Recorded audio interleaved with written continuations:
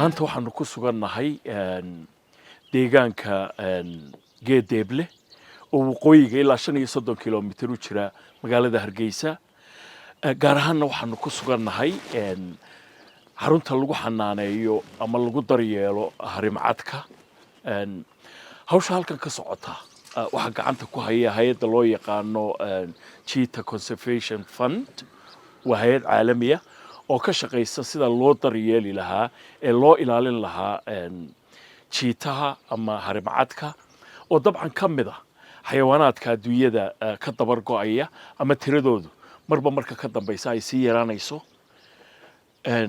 halkan iga dambaysa ku arkaysaan harimacadkii qaybtan waxa la sheegay in lagu hayo kuwa da'doodu ay wali yar tahay haddaba harimacadka iyo muhiimadda inta leeg sababta loo siinayo waxa iga waramaya Chris oo ka tirsan hay'adda Cheetah Conservation Fund. Chris, nice to meet you. I'm very good. Very nice to meet you. Very good. So how many cheetahs do you have here? So we have 125 cheetah here. That is 25% of the population in the Horn of Africa. Chris wuxuu ii sheegay in xarunta lagu hayo oo lagu daryeelo 125 harimacad oo tiradaasina boqolkiiba 25 ay ka noqonayso buudiin ka badan harimacadka ku nool guud ahaanba geeska Afrika.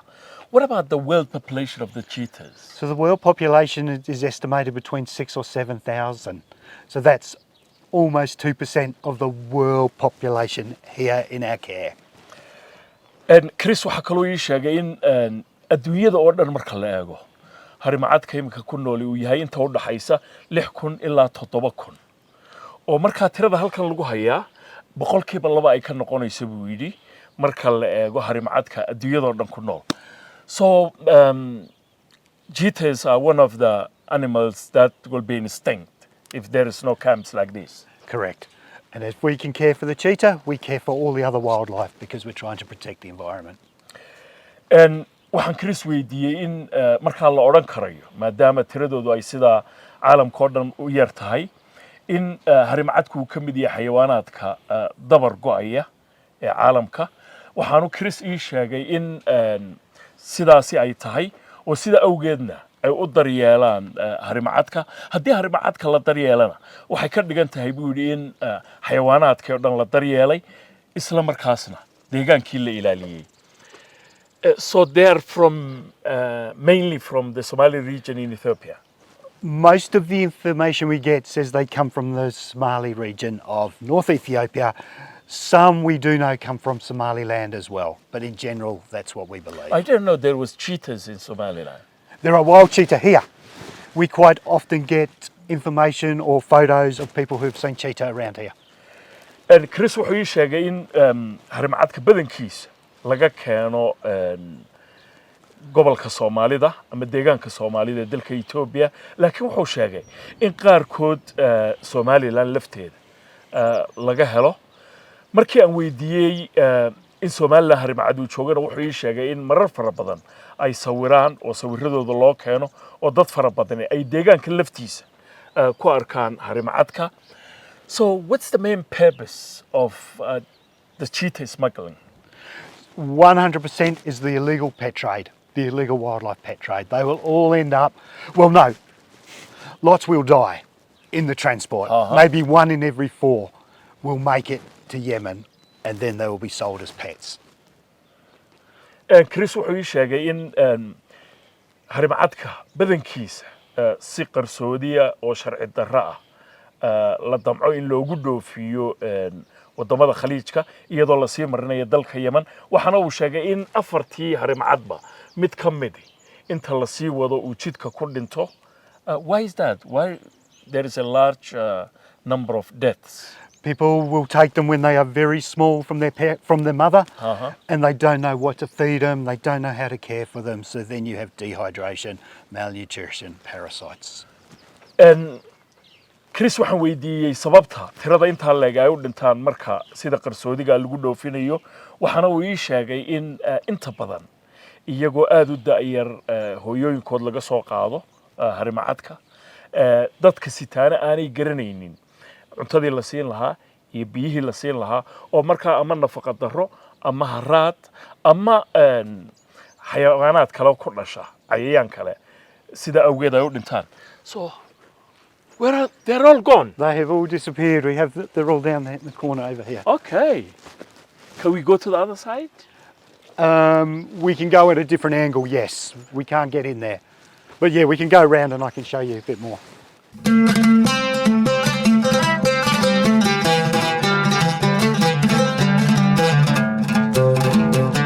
Ashley waxa weeye gabadha ugu qaabilsan caafimaadka Cheetah halkanina waxa weeye laabkoodii.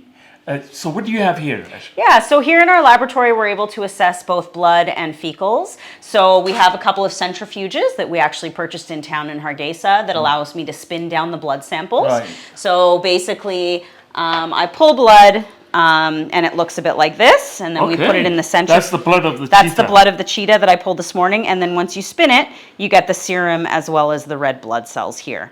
So we spin these down, and then we put them into the machines. Once we put them in the machines, we get some results here. Right. And so these are my results from today that show me that there's no evidence of infection, which I'm very happy about. Her electrolytes have normalized. We were watching her calcium levels.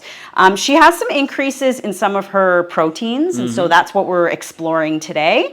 And similar, just a confirmation here. So we were just comparing the bloods from the last few assessments to decide what our plan was today. Once we take all that, we then store the samples and keep them for any future testing we might need as well. Let me say that in Somali. Go for it. Ashley waxay sheegtay in halkan ay tahay laabka ama shaybaadhka oo sida bini'aadamka oo kale dhiiggii laga qaaday harimcadku uu kan yahay dabadeedna waxay sheegtay in ayaad ugu faraxsan tahay natiijada maanta uga soo baxday oo xayawaanka ama harimcadkaasi uu caafimaad qabo laakiin proteinka ku yara badan bay tiri marka laakiin marka dambe waxa loo hayaa bay tiri recordka si loo ogaado caafimaadka xayawaanka. So what sorts of illnesses do they encounter here? So we can have a lot of infectious disease, just like us in humans. So we had a lot of pneumonias or respiratory infections, which is similar to, I think, what we've been seeing in the human population this last winter. So we saw pneumonia. We can see gastrointestinal diseases. So maybe they've got diarrhea or constipation or they don't want to eat. And then we see some other very specific diseases that are specific to cheetahs and cats that we have to diagnose and treat as well. waxaan ka daweynaa bay tahay xanuuno badan oo kala duwan oo kuwa neef mareenka ku dhaca ay ka mid yihiin iyo kuwa caloosha ku dhaca waxaana ay sheegtay in bini'aadamka oo kale sida bini'aadamka oo kale xanuuno la isqaatiye ay ku dhacaan deedna sidaa daraaddeed ay ka taxadaraan in xanuunadaasi aanay noqon qaar soo noqnoqda. Thank you very much indeed. Thank you so much for coming. Yeah, thank you. Take care.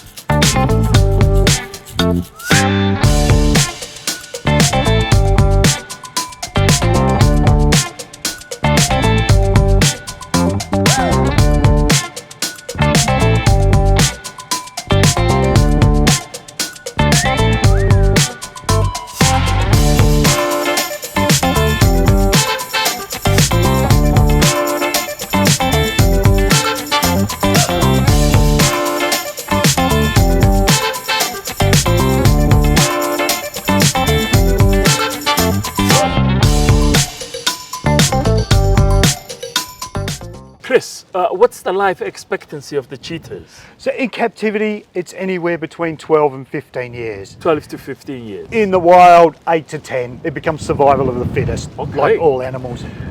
Chris waxaan weydiiyey waqtiga inta badan ay noolaadaan harimacadku waxaana uu ii sheegay in marka halkan oo kale lagu hayo 12 ilaa 15 sanadood ay noolaadaan. But in the wild, did you say 8 to 9? 8 to 10.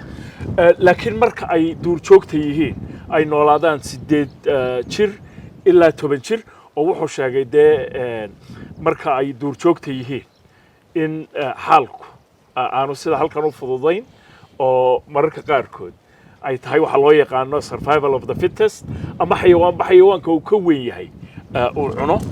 So how old is these ones? So this group was a group of 10 Uh-huh. that came in September. We picked up from Salahay near the Salahay, yes, near the Ethiopian border. Uh-huh. And they was probably 4 or 5 litters. So there was little ones 2 months, bigger ones 6 months. They had almost been stockpiled, ready to transport. Chris wuxuu ii sheegay in kooxdan harimacadka ee imika idiin muuqata salaxley laga soo qabtay buu yidhi 6 bilood ka hor da'dooduna waxay u dhaxaysay buu yidhi 2 bilood ilaa iyo 6 bilood markii la soo qabtay. So they were trying to smuggle them to Yemen. When we got there was a rondavel little grass hut, and every single one was just tied either there, just to the pole. So we had to cut them free. It's horrible. Wuxuu sheegay inuu aad uga xun yahay in markii harimacadka ay soo qabanayeen qaar lugta ay ka xidhnaayeen qaarna qoorta ay ka xidhnaayeen oo xaaladoodu adkayd deedna xadhkii ay ka soo fureen deedna halkan la keenay. So how healthy are they now? Now they are very healthy. There was a couple that had parasites, so we had to squeeze out. There was a couple that were malnutrition, showing signs of neurological issues. But now you can see they're beautiful. They look very nice to me. Yeah. Although I'm not a cheetah expert. So how are they fed? I can see them eating meat. Okay, so our cheetah all get fed goat, and depending on their age, we have specific formulas to work out how much goat each one should get. So these 4 females in here get a certain weight that they just share between them. So we literally throw a carcass in, let them pull and push. Chris wuxuu ii sheegay in hilibka riyaha la siiyo oo inta la siinayaana ay hadba ku xidhantay buu yidhi da'da ay jireen deedna halkan looga tuuro oo iyagu ay kala goostaan. So how much do they consume, for example, a day? A grown-up cheetah. So we average 1 goat 12 kilos a week. For each cheetah? Each cheetah 1 goat a week. Wow. So that works out 130 goat a week roughly for us. And Chris wuxuu ii sheegay in 125 harimacada halkan ku jira midkii kastaaba oo weegii cuno buu yidhi orgi taasina ay ka dhigaysa buu yidhi ilaa 130 neef in weegii halkan ay ku cunaan oo 130 orgi. That's a very high number. It's a very expensive number as well. So the funding is provided by the Cheetah Conservation Fund. So it's all private donors from the US, Canada, Italy, Netherlands, UK, Australia. There's little chapters of CCF in each of those areas, so it's just private funding. And Chris wuxuu ii sheegay in Chris markii aan weydiiyey halka kharashka badan uu ka soo galo wuxuu ii sheegay in dad ay ugu tabarucaan dadkaas oo jooga buu yidhi Mareykanka, Ingiriiska, Talyaaniga, wadamo kale oo reer Yuruba iyo Australia ayaa tabarucaad siiyay buu yidhi hay'adan marka kharashku halkaas ka soo baxaa. Wow. It is. They're very beautiful animal. They are, but the message is wildlife should be in the wild, and that's what we need to get to people. And the other point is this project is so important to the cheetah conservation for the world. So for Somaliland, this is an extremely important project. Extremely. And Chris wuxuu sheegay in ay tahay in xayawaanaadku ay ku noolaadaan duurka laakiin mararka qaarkood aan looga maarmaynin in halkan oo kale lagu hayo mashruucanina waa mid aad iyo aad ugu muhiima buu yidhi Somaliland. So when they are smuggled into the Gulf countries, rich Gulf countries, I think they are kept as a pets. Are they friendly when it comes to the relationship with the humans? So sadly, and this is one of their downfalls, they habituate to humans very easily. Okay, but then when they get to 2 years old, they're a good size cat that then if they happen to even playing swipe you, their claws are out, they're going to cut you, so then people get rid of them. So it's a horrible. So they just keep them in the home, their home as a pet, yep, until they become a problem, and then they replace them. And Chris waxa weydiiyey in qolyahan tijaarta ah ee khaliijka aad iyo aadka u jecel inay guryahooda ku haystaan oo ay xanaanaystaan harimacadku oo mararka qaarkood dhibaato ku noqon karo iyo xidhiidhka ka dhexeeya guud ahaanba harimacadka iyo bini'aadamka waxaana uu sheegay in markay laba jir yihiin haddii ay ku xigtaan ay dee khasaare weyn ku geysan karaan carabtuna ay iska haystaan buu ilaa marka dambe ay dhibaato ku noqonayaan. Chris, thank you very much indeed. Pleasure. You're Thank welcome you. Very nice anytime. to meet you. And thank you. qaybtan imika aanu ka nimid sidii Chris uu inoo sheegayay waxa weeye qaybta lagu xanaaneeyo harimacadka yaryar imikana waxaanu soo eegaynaa qaybta lagu hayo harimacadka waaweyn. Xamse Axmed Yuusuf baa ila socda oo isaguna hay'adda la shaqeeya xanaanaysa harimacadka.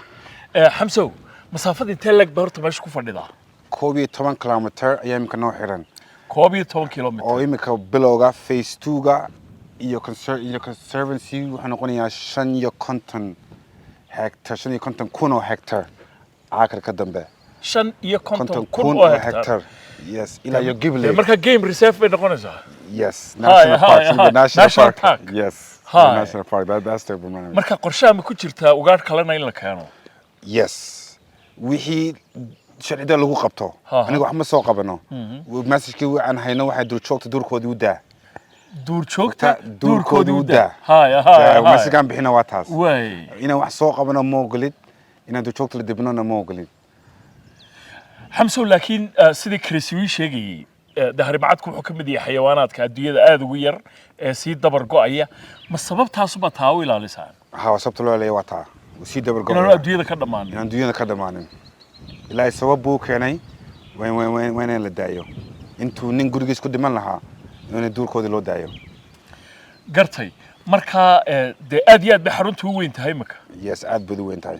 qorshaha maxaa kale idin ku jira waxa la wixii dawladda noo keento wixii dawladda noo keento oo dawladda soo qabato idin keenta. dawladda waxay ma soo qabato dawladda dadkay ku xidho inoo keento like waraabe lugta ka jumana loo keenay shimbiro xanuunsanay waan loo keenay waan daweynaa waan sii deynaa kuwaas shimbiro garab ka juma waan la keenay inta la daweeyo ee la sii mahday duulayaan wala sii dayaa soo kuwa ma xareeno ma qabano kun gacantay barta dun kalma kala sii daayo guriga dadka ugu tagayaan gacmahay bartaan gacmahay bini'aadamkii bartaan soo kun yagan ku jira waxa laga yaabaa inaan weligeed loo sii deynin. iyagana halkan aad ugu wanaagsan inta la qabto deedna khaliijka loo dhoofin lahaa. bat ugu wanaagsan way gaarigeenu qaadanna miya gaari ma kaxaysanana.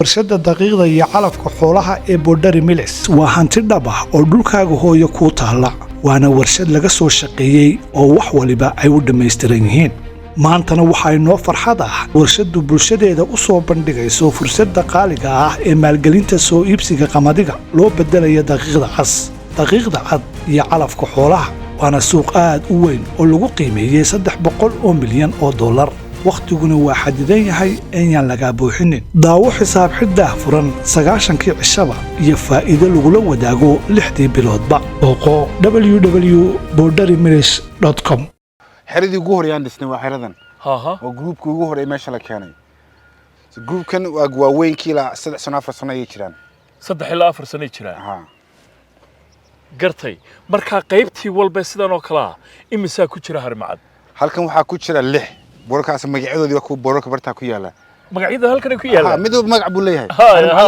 magac buu leeyahay oo ma kala taqaanaa marka xamso waan kala naqaanaa anigu in badan baa gudaha igu dambeysay bashqala u shaqeeya midooba calaamad gooni buu leeyahay oo loo kala garanayo waa Teresa San Ayan Venus Zelda, Zero, Vicky. iyo Vicky. midoo magac oo gooni markaa sidii geelayaadhiga ayaa magacyo loo kala bixiyey. midoo magac buu leeyahay. waana la hayaa rikoodhkoodii caafimaadka iyo xolba. wax walba la hayaa. dee kuwani laakiin iyo wax badan bay cunayaan soo maaha Xamso. dee badan bay cunayaan حاجة واحد سيمري دونا ليرو حمسة وأنا قام لقوا ما قدري هاي لقوا ما قدري ترى ولا بدي عيال لقوا ما قدري إنه أنا مقعو بحية ويشران واي حاجة ورينا تبرك أكوا سيجارة ضيلة شتها مية هذا أدي أدبي لكن قروح بدين أدبي قروح بدين هو وين مين تاني قانا مسوي كسي وينانية مين تمي قانا شرهان أنت مي قانا هذاك ويدي حمسو هرمعتكو شبالكم حوك قدوي تايجر الله وين هرمعتك إمك أنت ما بودي كرو شبالك أنت لقوا ما هين كرو شباب بري هني ليرا مايلو ليرا دو هالكا سكوحنا دوشي هوست وكحني هاي داد مركادو كسو بودي لا شباب كسو بودي كرو لما هين كرو واي هرمعتك وانو قلنا هدي وحنو وحنا قضى شباك لو ما قلي كرو ليد يو علامتنا ولا هاي هرمعتك ولا هاي لبدا حقن أويا شباك ملا سو وين باوكل دحية مركا كلا كم مسكين سن مية كم مسكين سن يلا كم مسكين سن دي كان كهور ما دو شو واسكورن كتو كايعيا لكن دتك وعوني كره هذا نصما هذا حالك حماضه كفير بعوني كره لكن يديق من ما عوني كره وانا بقنا وانت داس وين يسيسو كا بقنيا لكن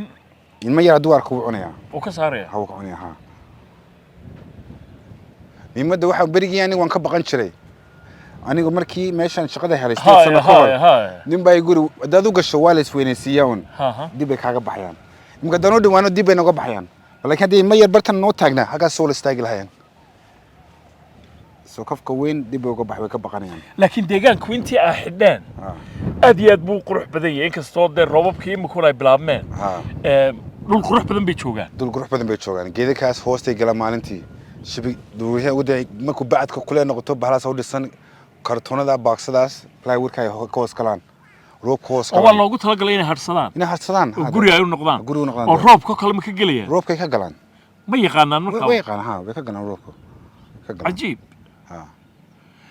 لكن ديجان كي دبيعين إلى هاي كأبوري هل كان ما وقتها وأنت نسكوي كيسين وانو كيسين كنا وان كودينا مش وان ذيفنا ولوجا مالين والبا حشيش كانوا على قصة صارا كوي ما أنت ماشي كو حارب بريت على لوجا ليا على قصة نظيفنيها سو ماشي هو قرمين وشغالة وقلية شغالة وقلا هو قرن ومالك استقلا أنت دسية لفاق الصقرة تيجي بعد ذلك لازم كلا في شلي ماشي كونين تلاقي كلا سلوا صار نافكا هاي لحدا نوكله حمسو حاجة سلوا قطرة أنت عنا يا مركا لحدا نوكله تاو حين قلنا سواش وتلام مانجر كحويان كوفول إن بيعنان كنا دون لف مالسيا أنت ولا عنان أما النفي بربالسيا ما يكاد من لفانا ولا قصقرة إن دكواني وحنا مالين أنت درجين ما أنت ما يمكن نصنع يعني أكون ما أنت وحلا سيا مالنداف ومالنداف ما أنت ذي ما ديك على وش هذا أي عادو برا اللهيد هاي ثم مالنداف أنت لسيا ما أنت وكلا بيها ما أنت بيها لقى بدليها أنت قدها لوجلو يا بعديات صحن كاس لقى نظيف يبيك نظيف لقى شو بيا ما أنت واي سمان تو بيا بريتر أنت لسينيا واو سمان دافع أنت لسينيا ما دافع أنت عنا ومساسة عاف مالها وفي عنه عاف مالها ساس وفي عنه ودوركم لك تشوجان تبدي شوية مالين وحولان عدي وحلام بده حلام بده بربر ديرنا عندي حبوبة هي وجيرنتي ما نداف أنت ذي ميسك سارنت هوا كان ميسك دي وتا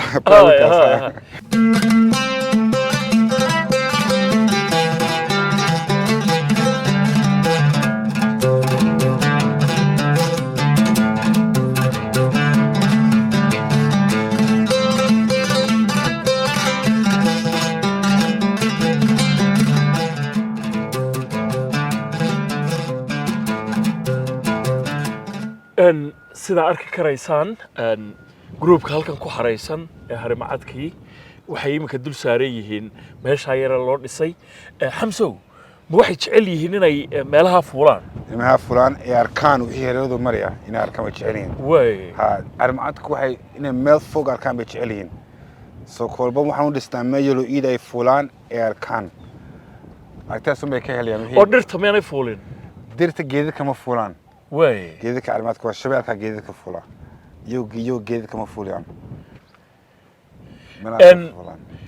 ugaarsigii caadiga ah cuntada waxaad ii sheegtay in labadii maalmoodba maalin la siiyo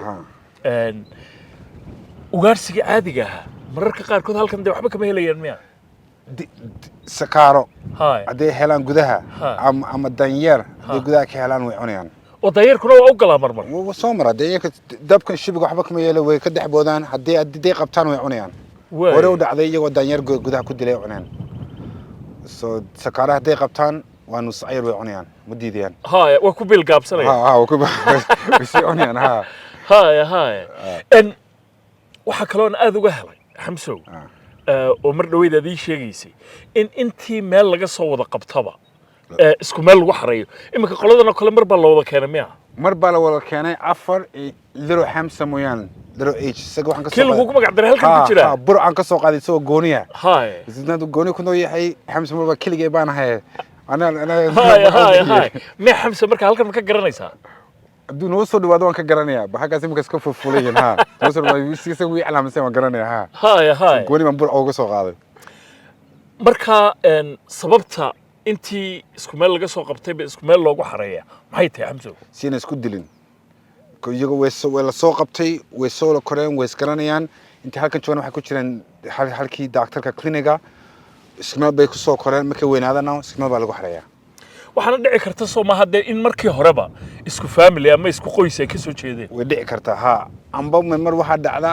sidii Chris noo sheegay la soo ruriyay la dhoofi intii meel iskuula jireen ayay isbarteen markaas aniga intaasan ku soo qabanaa intaasan isku xareynaa mararka qaarkood ma dhacdo xamso inay halkan oo kale ka soo baxaan may wali halkan may soo funa gudaha waa dab inkastoo aan ka xadidno laakiin shibigii uma fuulaan laakiin de waayirkan oo kale qaar baa koronto gudaha waa dab ka xagga sarena waa dab soo hadday kaas ku taabtaan dabka dib u celinaya laakiin waxba yeeli maayo waxma yeelayaan shaki buu yar siinay shaki buu siinay waxba yeelayda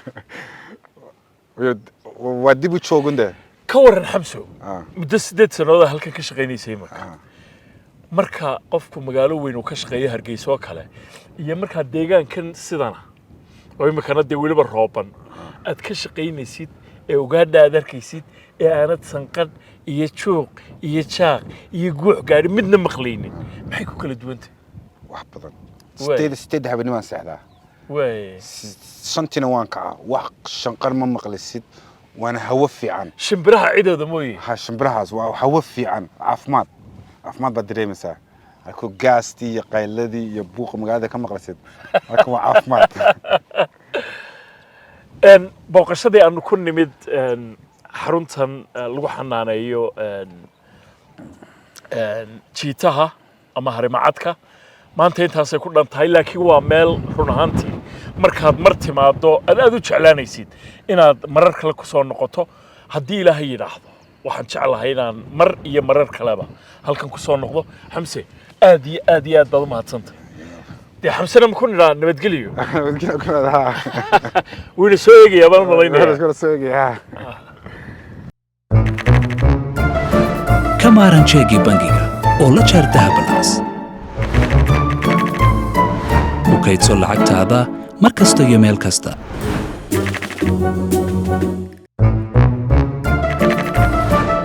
ku dhex isticmaal adeegyada Somtel iyo iDahab ku xidha akoonkaaga bangiga oo ka dhex maamulo lacagtaada u soo wareegoo la jaanqaad dunida casriga oo ku maamulo abka dahabalaas nolol maalmeedkaaga maaliyadeed hadda kala soo deg App Store iyo Play Store abka dahabalaas farxadda iyo wadajirka qoyskaagu waa adeegsiga xawaaraha sare leh ee internetka Telesom Fiber ku xooji ganacsigaaga internet xawaare sare leh oo aan kala go'ayn shirkadda Telesom waxay casriyeyn kuugu samaysay internetka fiberka guryaha iyo ganacsigaba si aad u soo gashato fiberka Telesom booqo xarunta kuugu dhow amba ka dalba website-ka telesom.com sidoo kale waxaad garaaci kartaa lambarka xidig 121 Fargeys Telesom Fiber waa internetka ugu xawaaraha sareeya dalka